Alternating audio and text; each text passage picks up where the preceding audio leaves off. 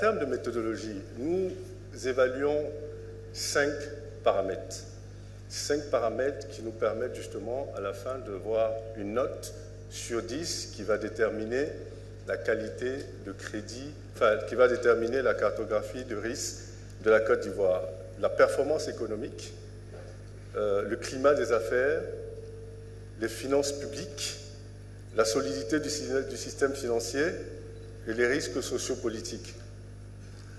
Le processus d'analyse est un processus assez rigoureux qui va passer par la collecte d'informations, une première analyse de ces informations-là et une confrontation avec ceux qui nous donnent les informations et l'ajustement scientifique de ces débats contradictoires entre les analystes et les économistes et ceux qui nous donnent les informations, et l'évaluation à proprement parler du risque et la restitution que nous faisons aujourd'hui. Donc cette conférence de risque pays est une conférence qui se veut une conférence panafricaine que nous avons l'intention justement d'organiser dans différents pays. Et j'ai le plaisir de vous dire d'ailleurs que nous avons la prochaine conférence XPI qui sera organisée le 29 septembre en RDC. Et d'ailleurs, nous avons des représentants du ministère des Finances de la RDC qui sont venus nous rendre visite et assister à cette conférence et voir un peu comment ça se passe. En termes toujours de méthodologie, l'échelle de notation est sur 10, dont nous évaluons la cartographie de risque et nous donnons une note sur 10. De 0 à 2, nous sommes dans une logique de risque systémique. Évidemment, dans ce type de pays, nous n'encourageons pas les investisseurs d'y aller. Et de 2 à 4, nous sommes dans le risque élevé, mais avec des possibilités justement de mettre en place des mécanismes qui permettraient justement de limiter le type de risques d'investissement qu'il pourrait avoir. De 4 à 6, nous sommes dans les risques modérés. Donc évidemment, il n'y a aucun frein particulier à l'investissement, sauf qu'il y a forcément quelques poches de risques qu'il faut regarder. Entre 6 et 8, nous sommes dans les risques faibles. Donc la probabilité, si vous voulez, de risque est plutôt faible. Donc nous encourageons fortement les investisseurs d'investir dans des pays qui sont entre 6 et 8. Et entre 8 et 10, nous sommes dans une logique de risque quasiment inexistant. Donc forcément, les recommandations d'investissement sont beaucoup plus élevées, sans réserve d'ailleurs. En termes de résultats de cette analyse, et sur les 4 dernières années, vous voyez bien l'évolution de la performance macroéconomique de la Côte d'Ivoire. De 7,4 en 2018, 6,2 en 2019 et 2 en 2020. Évidemment, ces deux c'est une performance qui a été impactée fortement par la Covid. Mais ce qui est important sur ce 2, ce qui est important de comprendre sur ce 2, c'est que ce 2 va déterminer la capacité de résilience de la Côte d'Ivoire à absorber des chocs extérieurs.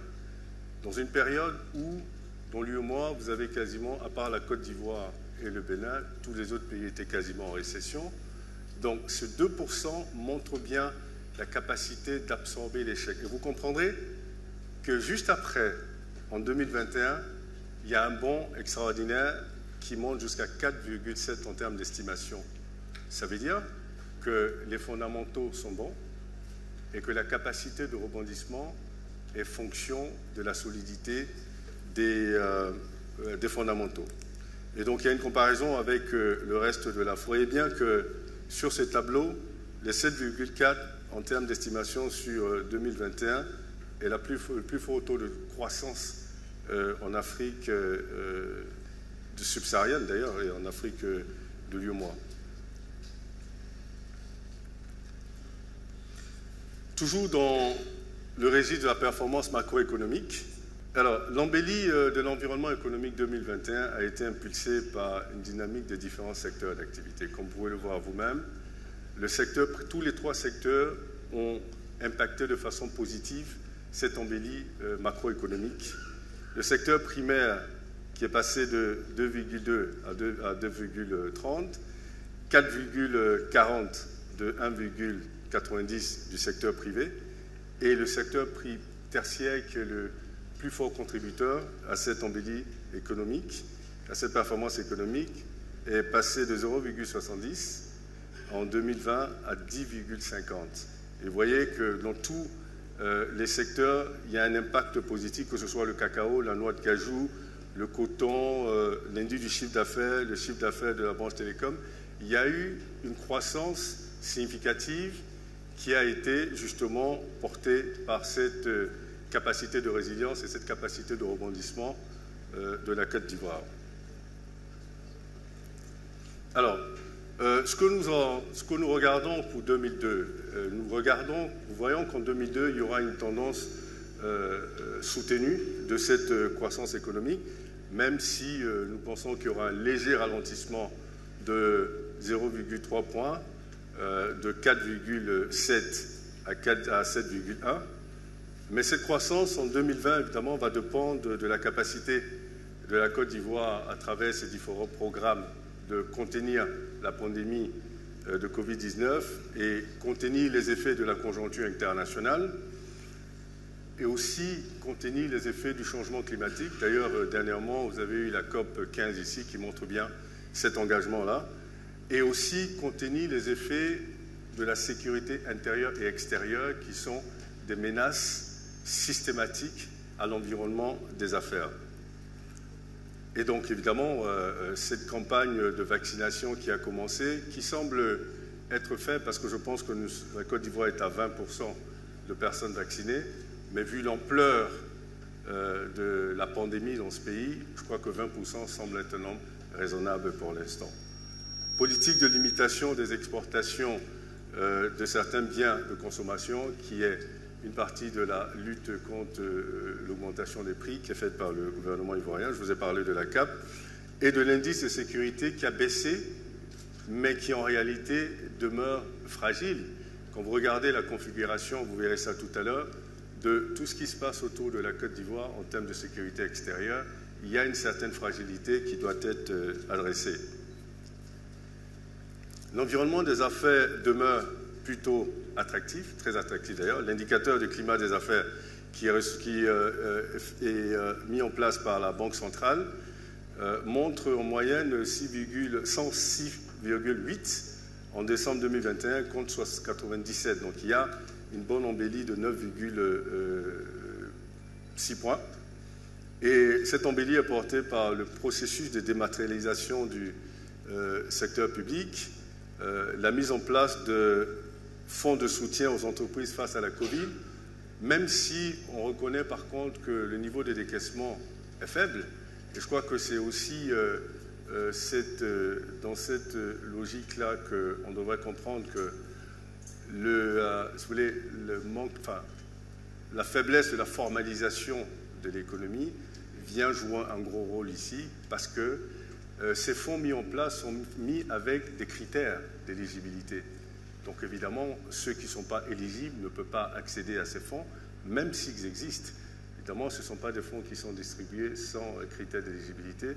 Donc ça remet aussi la question de la formalisation de l'économie.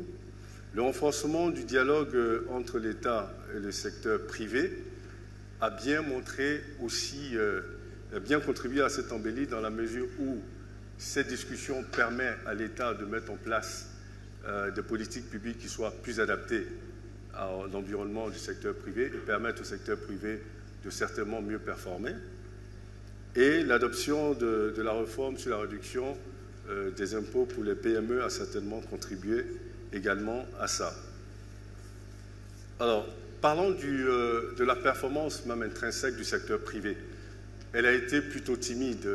Bloomfield a établi un indice qu'on appelle le Bloomfield Private Index, qui est un indice qui est calculé au mois le mois sur la performance, déterminer la performance du secteur privé ivoirien. Et cet indice est sur une échelle de 100, où 50 est à partir de 50, vous êtes dans une performance appréciable, moins de 50, vous êtes dans une sous-performance. Et vous avez deux sous-indices. Le sous-indice environnement des affaires, qui est pondéré à 15%, et le sous-indice performance intrinsèque de l'activité qui est pondérée à 85%. Et vous voyez que justement pour 2021, il y a eu une sous-performance de 46,81 sur 100.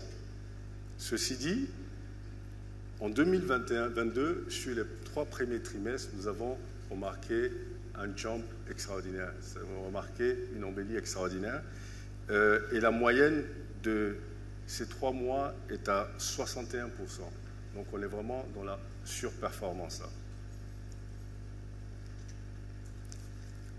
Sur le plan des finances publiques, donc un déficit budgétaire estimé à 5,1% du PIB, qui est au-dessus de la norme de 3% de l'UEMOA. Mais je crois que c'est une période qui est importante de comprendre, c'est une période de crise où je crois que dans tous les pays du monde, il y a eu des déficits budgétaires qui finalement sont des déficits budgétaires tolérés. Donc on espère que dans cette reprise économique, les gouvernements, les États feront des efforts pour réduire ces budgets-là, ces déficits en dessous de la norme de chaque environnement monétaire. Dans l'UEMOA, c'est 3%, donc on estime que ça sera certainement fait. Cependant, les ressources, quand vous regardez les ressources mobilisées, elles ont progressé. Elles ont progressé de 16%. Je crois que c'est important de voir que malgré ce déficit, vous avez une augmentation de recettes et une dépense qui est réduite. Donc évidemment, une bonne gestion des finances publiques. Et le solde budgétaire, bas stoffé, est donc ressorti à, donc je vous disais tout à l'heure, à 1970 milliards, et soit les 51% des déficits desquels je vous parlais tout à l'heure. Et concernant la dette publique, elle est soutenable, même si elle s'avère un peu contraignante des fois, mais elle est soutenable. À fin décembre, le stock de la dette de la Côte d'Ivoire, à fin décembre 2021, est à 51%, 51,7%. Donc en dessous des 70% qui représentent la norme de l'UEMOA. Donc je pense que c'est important de dire que la Côte d'Ivoire n'est pas surendettée, parce que je pense que c'est ce qu'on entend souvent dans le langage commun. 51%, ce n'est pas surendetté. Et la dette extérieure, ceci dit, en tant qu'agent de notation financière, ce que nous regardons aussi, et qui est extrêmement important pour nous, ce n'est pas vraiment le stock de la dette, parce que pour nous, le stock de la dette, il n'est pas nécessairement important tant que vous pouvez rembourser votre dette. Prenez le Japon a 266%. Le stock de la dette du Japon est à 266% du PIB. Personne ne s'inquiète pour le Japon. Donc, tant que vous pouvez rembourser, ça ne pose pas de problème. Ceci dit, la dette extérieure, elle est, si vous voulez, la dette, dans la dette, ce que nous regardons l'exposition sur la dette extérieure. Et l'exposition sur la dette extérieure est à 60%, 60,7% de la dette publique totale. Mais il y a eu quand même une réduction. Donc ça veut dire qu'il y a un effort qui est fait pour réduire. C'était à 64%. La Côte d'Ivoire est descendue à 60%. Et l'idée, ce serait certainement de descendre à moins de 50%. Mais je crois que on va se dire que nous sommes dans cette tendance puisqu'on part de 64% à 60%. Et le service de la dette reportée aux recettes fiscales est descendu donc, de 72% pendant la période de Covid, où évidemment il y a eu certainement beaucoup d'emprunts pour combattre la Covid, est descendu à 48%. Donc 48% qui reste un peu élevé, mais qui n'est pas aussi contraignant que ça. L'idéal, ce serait d'être à 20%, mais 48%, c'est déjà un effort significatif de 72 à 48%. Et donc, si vous regardez la structuration de la dette, vous avez dette intérieure qui est montée et la dette extérieure qui est réduite. Donc, c'est la meilleure configuration d'avoir une dette intérieure qui soit plus importante vis-à-vis de la dette extérieure pour réduire le niveau d'exposition. Okay.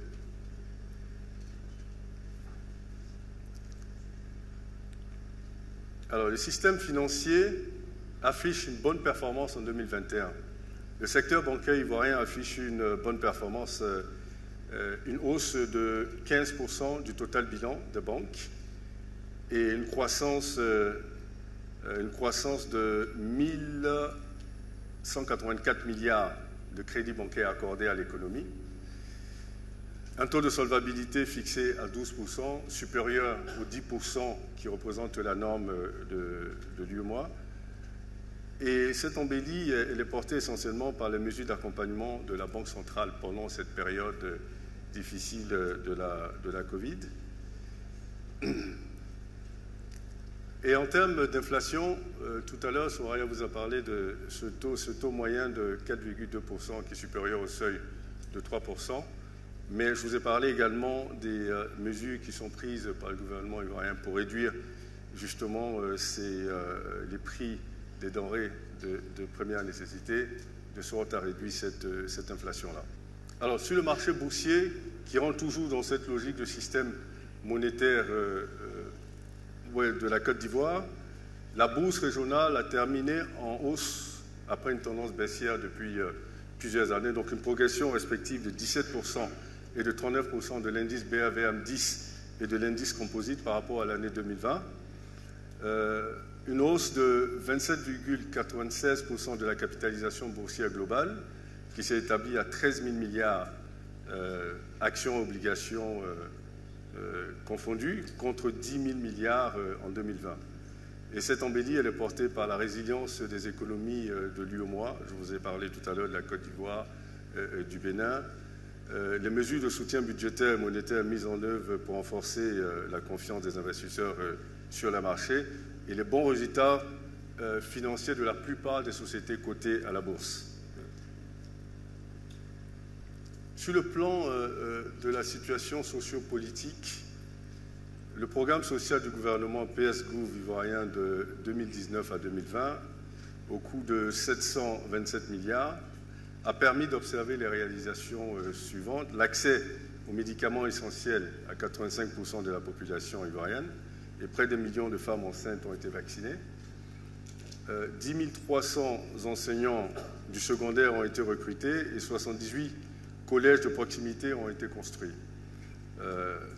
1850 localités ont bénéficié de l'électrification et 6636 logements sociaux ont été conçus ou réhabilités. 227 000 ménages en 2020 ont bénéficié des filets sociaux dans toutes les régions de la Côte d'Ivoire. Et le nouveau programme du gouvernement PS-Gouv 2022-2024, ce nouveau programme se décline en 5 grands axes. La lutte contre la fragilité dans les zones frontalières du Nord, l'amélioration des conditions d'études du primaire, du secondaire et du supérieur, l'amélioration des conditions de vie des ménages, l'insertion professionnelle des jeunes, les services civiques et la couverture sociale de population. Je pense que pour les services publics, pour le service civique et l'insertion des jeunes, il y a même eu un ministère qui a été créé pour l'occasion. Et donc on attend de voir les différents résultats dans l'évaluation 2022. Ensuite, toujours dans le registre de la situation sociopolitique et sécuritaire, la crise sécuritaire de la sous-région devient un peu préoccupante quand vous regardez les chiffres. La Côte d'Ivoire est 4e sur 8 pays en termes de situation de sécurité, de fragilité sécuritaire, 16e en Afrique sur 54 pays et 42e sur 190 pays, je me semble. Vous regardez qu'en dehors de la Côte d'Ivoire, les pays qui environnent la Côte d'Ivoire sont aussi dans des situations de sécurité assez inquiétantes, donc évidemment avec un effet qui pourrait être un effet pervers sur la sécurité de la Côte d'Ivoire. Vous regardez le Burkina, qui est le premier pays dans la sous-région en termes de risque sécuritaire, 2e en Afrique et 4e dans le monde. Donc ça veut dire qu'en réalité, c'est un foyer sécuritaire assez important autour de la Côte d'Ivoire. Sur le plan de l'environnement politique, une certaine flexibilité est observée. quelques événements comme l'organisation des élections législatives en 2020 qui ont vu la participation de quasiment tous les partis politiques, la rencontre des différents leaders des partis politiques, la création de, si vous voulez, la reconfiguration de l'échiquier politique par la création de nouveaux partis et la reprise du dialogue politique entre différents partis politiques.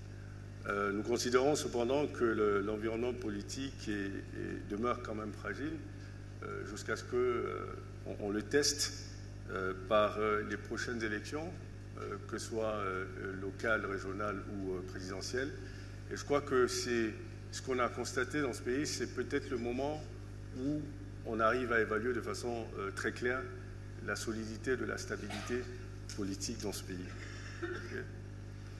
Et alors, j'espère que je n'ai pas été très long. Donc, en conclusion, on se retrouve avec ces résultats que vous avez dans le rapport. La Côte d'Ivoire est passée de 5,7 l'année dernière, qui est dans la catégorie de risque modéré, à 6,2 cette année, et donc elle rentre dans la catégorie des risques faibles. Ça veut dire que la Côte d'Ivoire a gagné 50 points de base, donc est rentrée dans une autre catégorie. C'est une progression qui est généralement très rare. Je crois que le ministre des Finances ne va certainement pas me contredire.